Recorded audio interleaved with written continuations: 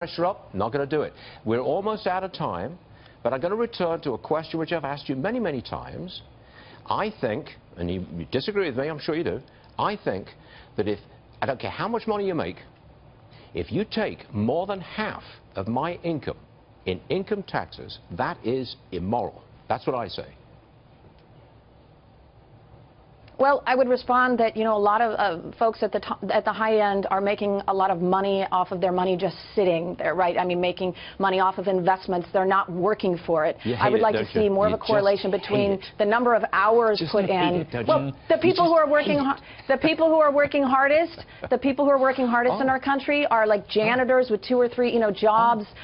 Poor people are working harder than other people. So I would like to see a system of merit in place where the amount of work that you put in, you know, you get out. That we're out of time. May I point out to you, may I point out again, I'm 68 years old. I work 12 hours a day. I often work weekends, rarely get a break, and I'm paying 60% of my income in taxes. That's your actual rate? That's your actual rate. Yeah, I'll show you my paper. You're not hiding anything? Well, you know, you should talk to your wealthy friends because they're hiding it through loopholes and offshore accounts. I mean, there are really much better ways to hide it.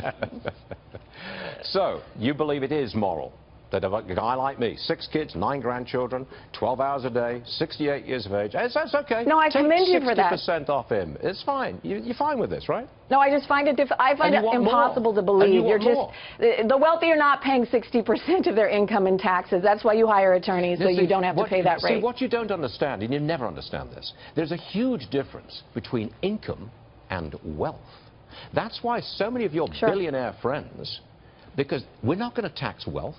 We only tax income, people like me.